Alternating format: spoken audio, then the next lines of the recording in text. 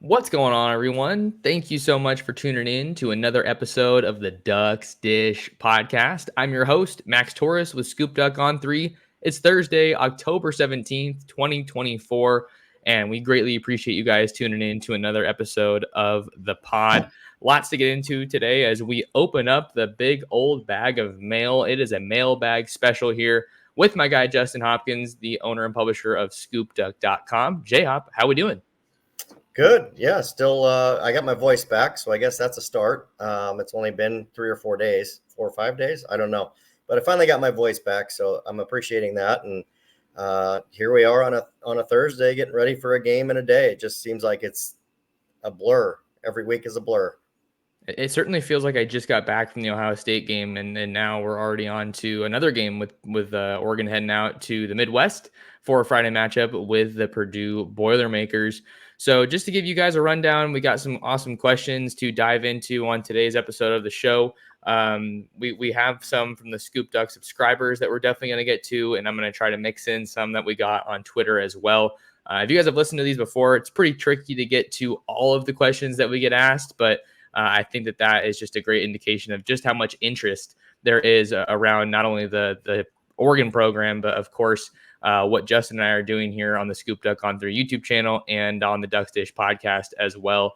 Justin, before we get to any questions today, we want to get into kind of the hot news of the day as it pertains to the recruiting trail. 2025 Utah offensive lineman Aaron Dunn announcing his decommitment from Kyle Whittingham's Utes on Thursday morning. What did you make of that news? Because it's pretty recent. Yeah, obviously, really recent. We're just, you and I are recording right after. Obviously, an interesting development. I previewed, I know on the Ultimate 25 that I did yesterday that silly season's coming, right? Like if it's not starting now, it's starting any day now. And so, what's silly season? It's obviously, coaches changing. It's guys getting fired. It's guys jumping in the portal. It's guys decommitting. All of those things wrapped into one because we know the next 60 days ish of football and recruiting are about to be silly. So that's what I think of it. It looks like, if you were saying just the early guesses, it looks like USC, BYU, and probably Oregon are the big three to watch out for immediately on that news. Whether this becomes a decommit, an immediate commit to one of those schools has yet to be seen. Will he take visits? We don't know because, again, the news is literally that fresh as we're recording this. So we'll see how this goes. But, right now I think those are the three schools to watch out for. And I do know that as much as people will dismiss USC, I don't believe that they should in this recruitment. And this news was surprising because it was a big name on Oregon's board in the 2025 class, certainly out west, and then more specifically on the offensive line board. So in a class that has had its ebbs and flows at the position, it's worth keeping an eye on Aaron Dunn. But it does, from what I've been told as well, kind of just asking around a little bit, it seems like USC does have some of the momentum there. So we'll keep an eye on it, but just wanted to hit on it real quick here at the top of the show. And Justin, I wanted to circle back real quick to something that you said, silly season. I can't wait for silly season because it's going to be absolutely crazy. We're going to have a bunch of stuff to write about. We're going to have the early signing period, which got moved up, I believe, about 2 weeks, starts on December 4th now. If you guys are brand new to us and you didn't know that we were running a flash sale during the Ohio State week last week, we got to let you know about an awesome opportunity to sign up for Scoop Duck again. You can try Scoop Duck for just $1. $1 gets you a week of access to all of Justin and I's stuff, Chad Simmons, Steve Wiltfong as well. And then that will roll into 50% off of an annual subscription as well. So seems like right now is a great time for people to get involved with the site, Justin. It's an excellent time if you're an Oregon fan, obviously coming off the Ohio State win and all of the recruiting news. But, I mean, let's be real, Max. You know this as well as I do. We do this year round, right? We do the podcast. We do recruiting interviews. This is an interesting part of the recruiting cycle. But the meat and potatoes is actually in the off season, right? I mean, you and I are banging away, from March to June or July, however you want to look at it, somewhere in there. And so, yeah, I mean, subscribing now really gets you that access in the offseason when you think, oh, there's no football on board. Trust me, there's plenty going on in the offseason as well. There's going to be tons going on in the off season. Just for speaking from my experience, Justin, being down here in SoCal, there's camps, there's 7-on tournaments, and I try to hit the road and get out to some of those to get you guys, our Scoop Duck readers, our Scoop Duck subscribers, the best content and interviews that I possibly can. So really no better time to try us than now. Make sure you guys take advantage of that offer over at scoopduck.com.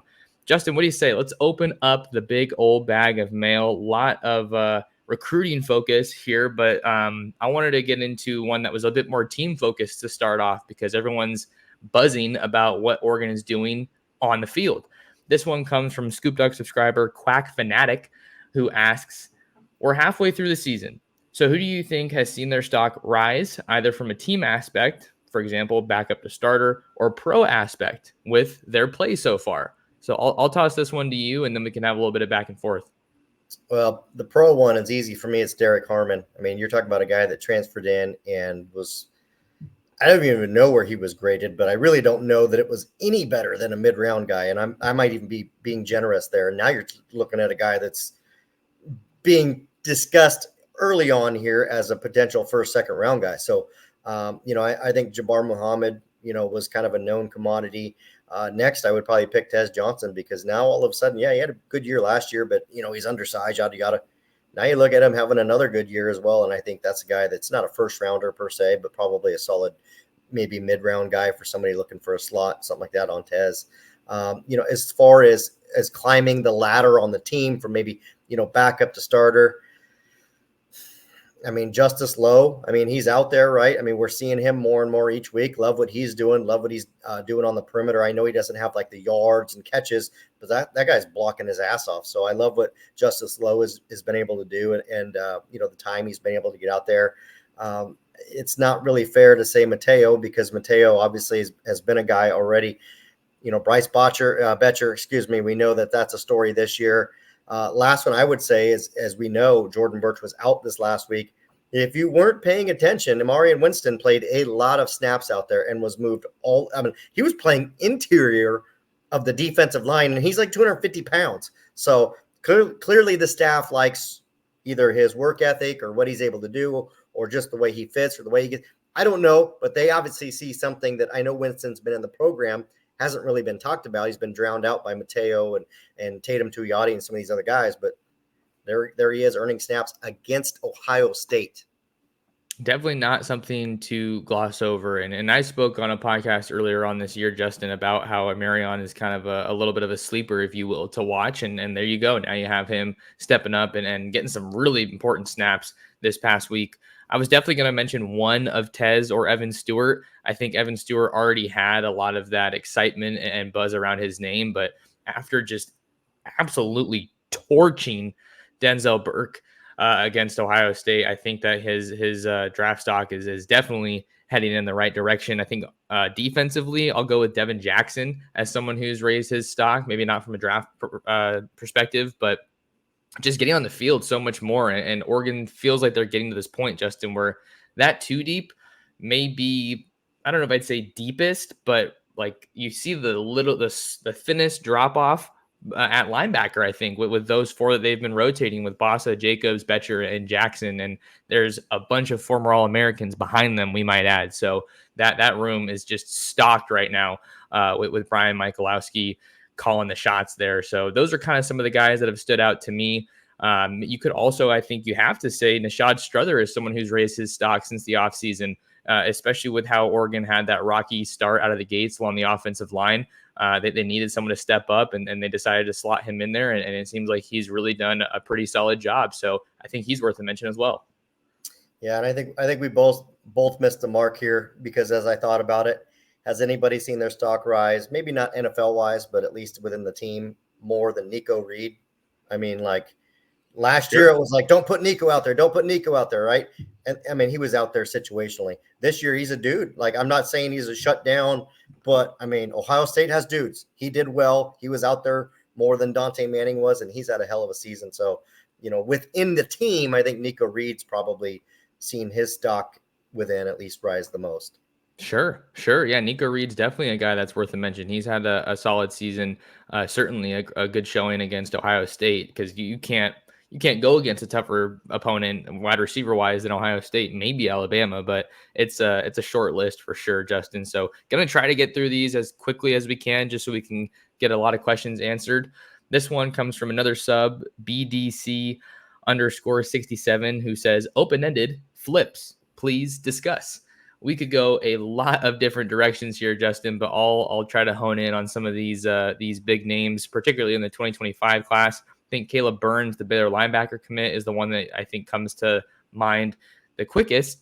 I know that you and I both have our predictions in, as does Steve Wiltfong, for Oregon to pull off that flip.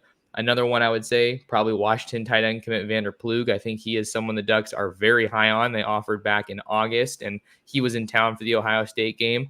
So I think those, as far as 2025 goes, I think those are some of the ones that you really have to keep an eye on from recent visitors. But we know the list goes beyond that. Yeah, I mean, I could go, probably 6, 7 deep. The names you mentioned, Jaron Kiwe, Saga Polutelli. That's off the top of my head. That's tough. The quarterback committed to Cal. That's not bad. He's committed to Cal, so that would technically be a flip at the moment.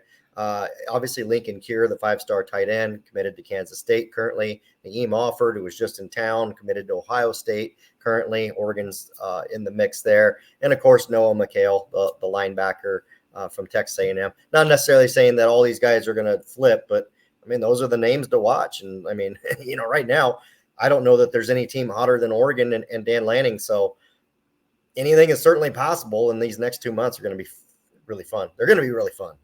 They're going to be fun, which is what you and I are here for, to cover them on the trail. I think a couple of other names that are maybe worth a quick mention. I wrote a story about him earlier today on Scoop Duck. 2026 USC cornerback commit Brendan Lockhart. He was a little bit of a surprise visitor in the scope of, I didn't hear it reported anywhere. I didn't know he was coming, and then I was doing some research from the weekend and ended up being able to uncover that he was there. So that interview is over on Scoop Duck right now. And Justin, I put my pick in for him to flip to Oregon back in May, I believe it was. And I can tell the audience listening that really for me, I'm feeling it's just a matter of when, not if, at this point. Yeah, I mean, that one has felt that way. And, something I posted on the site, and it was certainly not a shot at you, but just in these cases, we reported the visitor list on Tuesday. So a visitor like Lockhart, it ends up being a surprise, but it might not have been like them trying to sneak him in. It was just like, Wednesday or Thursday hit, and he's like, hey, look, my schedule freed up. I can come up to the game. It was one of the, might have been one of those things. We don't know. But so that very much can happen with unofficial visits. I think him being a surprise to us being there is great. And I'm with you. I believe that this one is 100% a matter of when, not if, with Lockhart. And I think there might have been one other name that came to mind, but I'm drawing a blank right now. So we'll keep looking at it. It's probably Zach Stiskowski, but I mean, there you go. There's an interview on him too over on the site. So if you guys are looking for interviews, I mean, this is really the spot to be, because I try to work the phones as much as I possibly can. So kind of staying on the topic of flips, Justin, this one comes from Burner Duck, who asks, between Offord and Stewart, who did we make the biggest move with this weekend? That's a tough one. I'm still trying to get in touch with Offord. He hasn't been doing a whole lot of interviews lately, so might be a coach interview, or maybe someone in his camp, like his father potentially. But I did talk to Jakeem Stewart, who is a huge target for the Ducks here, especially on the defensive line. I think just knowing what I know, I would probably say Jakeem Stewart, because I've said that I think Oregon leads there coming out of this weekend, which might be a bold claim, but I don't think it's unreasonable. The question is then going to become, can they hold on to that lead as he takes the rest of his official visits? Because the Ducks got the start, but are they going to be able to hold on to that lead? And then can they maybe get him back on campus before that December 4th decision, which isn't official, Justin, but it seems like he's shooting for that because he wants to be an early signee, early enrollee. But as far as Offord goes, kind of some of the chatter that I've been hearing, even though he put out that tweet saying that he's staying committed and he's supposed to get back to Columbus, it doesn't seem like right now there's a ton of confidence that he sticks with the Buckeyes.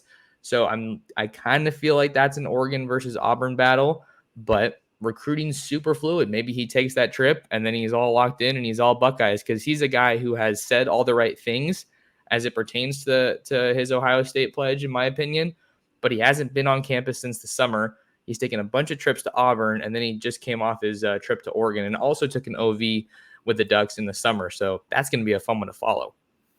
Yeah, I think if the question was, which I believe was, who did they make the bigger move for of the two, I would say Stewart, because heading into the visit, I mean, again, I've said it a few times, I don't think Oregon was any better than third or fourth in that recruitment. And now they very well could lead. Again, even if they do lead today, we know that there's Visit Glow. We know he's probably he's gonna go visit LSU, who's probably Oregon's biggest competition currently. So I mean, that one will be tough to hang on to. With regards to Offord, I think Oregon did everything right, and it's probably Oregon and Ohio State 1A and 1B, if I was guessing right now. But I also kind of felt like that was the case coming into it. So in terms of the bigger move, I think they made the bigger move with Stewart. I guess if they get one and not the other, I could either be right or wrong, I guess, based on what happens there. Sure. And I kind of alluded to one of the other questions here that we got that said Offord's recent tweet about not flipping. Is this normal recruiting talk or did something change? So we're kind of just all speculating at this point. But the note that I'll add is that the recruitment of Naeem Offord seems to be getting more and more tied to or going in line with, maybe is the right word, with Brandon Finny, who we know, of course, is an Oregon cornerback commit that is being courted by Michigan and Penn State as well. And he was just on campus. So those are going to be two huge recruitments to watch, Justin. I think that you certainly want to hang on to Finny if you're Oregon. And I haven't heard anything or been told anything that says that they don't want him. He's a phenomenal player. But if you were to hypothetically have to take only one, I don't think that you're too upset about losing Finny if you also, I don't think it means, but if you also get Offord in that hypothetical. Yeah, hypothetical, which we don't know. Best case scenario, you keep Finny and you get Offord. That's best case, right? Yeah. Worst case scenario, you don't get either. Finny decommits or flips or whatever, and Offord sticks with Ohio State or whatever. In between is, Finny maybe sticks and you don't get Offord, or you get Offord and Finny does flip to Penn State. Really, a lot of concern with Penn State. No doubt Finny, I think, is really thinking about staying closer to home at the end of the day. And so you kind of wonder how that will weigh on him and I always say this, whatever's happening right now, it all changes in that last week leading up to actually signing, because all of a sudden you start thinking about, oh shit, I'm about to leave mom and dad and go 2,500 miles away, and I won't have mom's cooking, and I won't see them on Thanksgiving, and they can't come watch me play as much. All that stuff factors in that last week or two. So no matter what we think right now on Finny or Offord or Stewart or any of these guys that necessarily aren't on the West Coast, things can drastically change in those last couple of weeks for sure.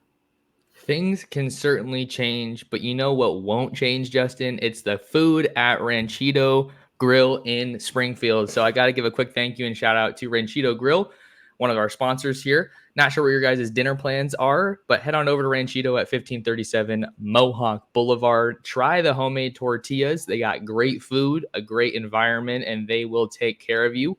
Say what's up to my guy, Ruben, and let him know that Max Torres sent you. I'm still thinking, Justin, about those shrimp enchiladas and the homemade tortillas that I was able to enjoy last week when I was out in Oregon. Yeah, I just got I was 5 or 6 beers about the time I showed up, so I wasn't making all the clearest choices. So I just got like a standard enchilada, which it was good. It was great. No problem with that. But my buddy got the mole, and it was freaking, I tried some of the sauce, the mole sauce. It was legit. He was like, dude, this is as good as we had in Mexico, because we'd been together to Mexico. So I guess if you're a mole fan, it's really good. I did try it. My buddy had the whole dish. I'm gonna tell you what, though, I said already, I ate like 5 or 6 of them tortillas. I love them, some bitches. They were so good. You got to get yourself some homemade tortillas, but we're back rolling on the pod. Justin Hopkins, Max Torres with Scoop Duck on 3. Glad to have you guys along. Thank you so much for being here. Make sure to like the video and subscribe to the channel here on YouTube. Rocking and rolling with some questions. This one comes from Austin Quacker, Justin, who says, now that we made it through Ohio State and opened the playbook, do you think we can start putting teams away sooner and get the young guys some playing time? Yeah, if you're throwing that to me, I do. I 100% too. It's on film now, so there's nothing, there's nothing to save. I mean, teams are going to go look at that Ohio State game and say, okay, what's their best, what they did. And here's what I do think. Now they know that the deep ball exists. I think it's going to open up the run game, and something that we've all been a little bit frustrated with at times. It was pretty good against Ohio State. But I think that, yeah, the playbook's open now. I mean, you can show everything you did at Ohio State because people know it's in the arsenal now. Yeah, I think it's like I was writing the other day for one of our roundtables, I think, and I was talking about Evan Stewart and just how he's been doing well, and it was basically saying, hey, if you were trying to kind of keep him under wraps, well, the cat's out of the bag now, so you just got to unleash all these guys for everything that they're worth, and I think you would hope that it would lead to Oregon putting away teams sooner, and getting some of those young guys some playing time, because I think that's a huge part of the value that Oregon can get in some of these games that they're expected to put away. Certainly, you're hoping and thinking that the schedule will be a little bit easier these next couple of weeks after you just went toe to toe against Ohio State, one of the very best in the country. Keeping it rolling, Justin. Another recruiting focused one comes from Duck541, who asks, seems like there is usually one last minute surprise in terms of recruiting. Call your shot now. I'm gonna take this one first, Justin. This one's a little tough. I think if I had to go right now, it's going to be a surprise, and I'm not predicting it, but I'll just say Lincoln Cure. I've talked to him a tremendous amount in this recruitment, covered it quite a bit, and I think that I'm not saying it's super likely, but Oregon is clearly the biggest competitor to Kansas State. Their offense continues to get better, and they are just as hot as any team in the country right now. So it's going to be tough because he's a Kansas kid, but I think it's doable. Yeah, and I totally agree with you. So I'm not going to say I disagree. I do think that would maybe not quite fall under too big a surprise, because I think there's a lot of folks that believe in that one happening. So mine, shot in the dark. Okay, all right. So just you asked a question. I'm throwing Elijah Barnes.